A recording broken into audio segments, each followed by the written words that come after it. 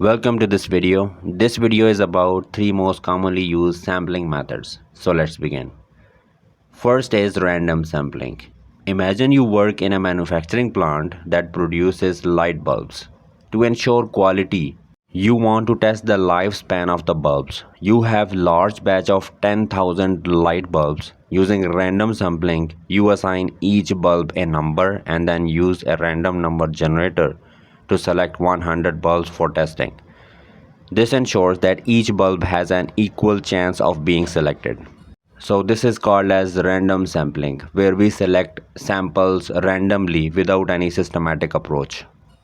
Random sampling is highly preferred in Six Sigma because it ensures that each item in the population has an equal chance of being selected.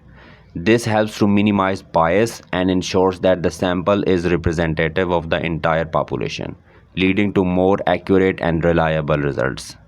So that was about random sampling, and now moving on to our second sampling method, that is called as stratified sampling. Stratified sampling is widely used when population can be divided into distinct subgroups. For example, suppose you manage a call center with customer service representatives handling different types of inquiries, and now you want to evaluate the calls for your members. Rather than doing randomly, you make a subgroup of 3. Then within the subgroup of 3, you randomly select proportionate number of calls for evaluation. This method allows for a more comprehensive understanding of the population and can lead to more precise insights and conclusions. This is called as stratified sampling. Now moving on to our last sampling method, that is called as systematic sampling. Systematic sampling is efficient and easy to implement, especially when the population is large and ordered. We select nth item from the population in this method. For example, let's say you are conducting a survey in a large stadium during a sports event to gather feedback from spectators.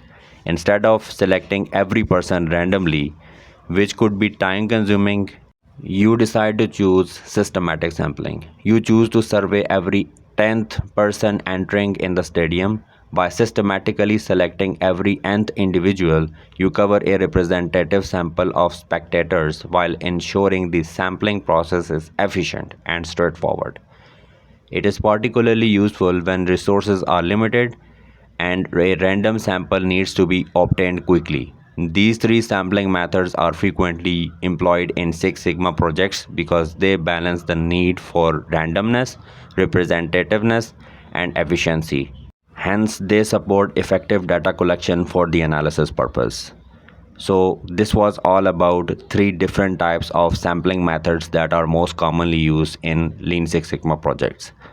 Thanks for watching. See you in the next video.